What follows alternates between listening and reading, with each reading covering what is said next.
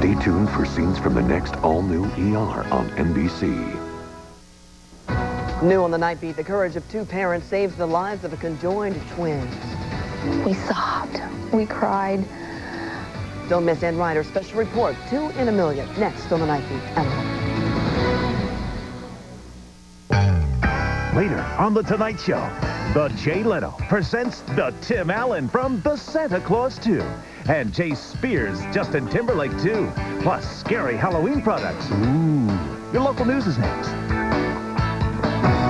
You on The Night Beats. What's behind this door could endanger the lives of hundreds of Hoosier students, plus conjoined twins and parents with a heartbreaking choice. And guess who's in Indianapolis tonight? The Night Beat starts now.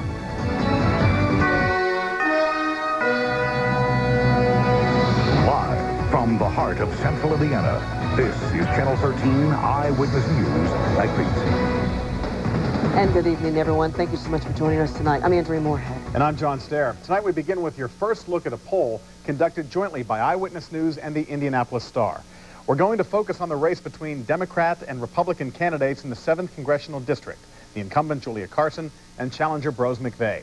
This race has gained a lot of attention, especially when the incumbent, Carson, walked out on a debate yesterday before it even began. Carson criticized her Republican opponent's campaign tactics in her opening remarks. Well, today, McVeigh challenged her to another debate. We're prepared to meet between now and Monday night, anywhere she wants to debate the issues. I mean, she seems to want to have it both ways, to say that this ought to be about substance, but then throw out a number of allegations that are kind of silly. I didn't want to be in the same room with that man. He has been so vicious. He has taken the political landscape down to the lowest common denominator. Julia Carson appearing on a radio program tonight. Now, in a letter, she said she would debate McVeigh only if he accepts full responsibility for allegations made in his ads and apologizes. Now on to our exclusive poll that was taken before the Carson walkout. Our Eyewitness News Indianapolis Star poll found that 46% of the people have a favorable opinion of Congresswoman Carson. 38% say they have an unfavorable opinion, and 15% said they have no opinion. 1% say they've never heard of Carson. 38% of the people we questioned say they have a favorable opinion of the Republican challenger, Brose McVeigh.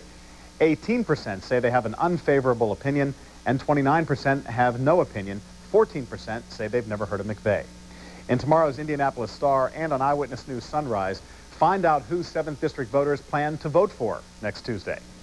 And the Marion County prosecutor says he will investigate dozens of suspicious applications for absentee ballots. Prosecutors are now reviewing applications with signatures that appear to be made by the same person. They want to know if those signatures were forged. Also tonight, President Bush steps into Indiana politics, and he uses the venture to promote his own agenda. Bush today campaigned in South Bend for 2nd District candidate Chris Chicola.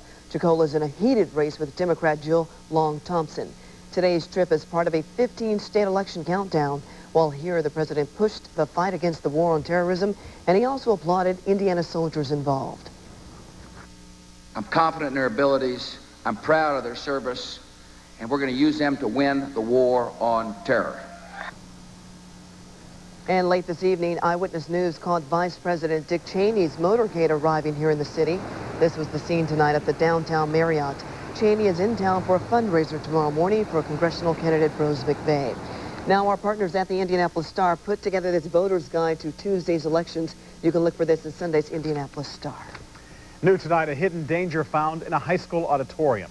Inspectors call the situation at Decatur Central High School catastrophic. Night Beat reporter Chris Schubach on a problem that many schools could face.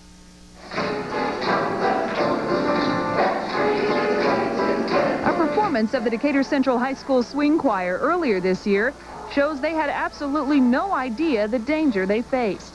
Well, you can hang 30,000, 40,000 pounds of set above your head in a theater. Damon Atwood designs and renovates auditoriums. He's worked on schools all over the state. So when he stepped onto the stage to inspect the one at Decatur Central High School, he knew right away to exit stage right. It started bending the steel. Theaters are designed for performance, with lights and sets and curtains moved by weights and pulleys. Thousands of pounds of equipment supported by a steel beam that in this case started to give. The kind of drama that in a report to school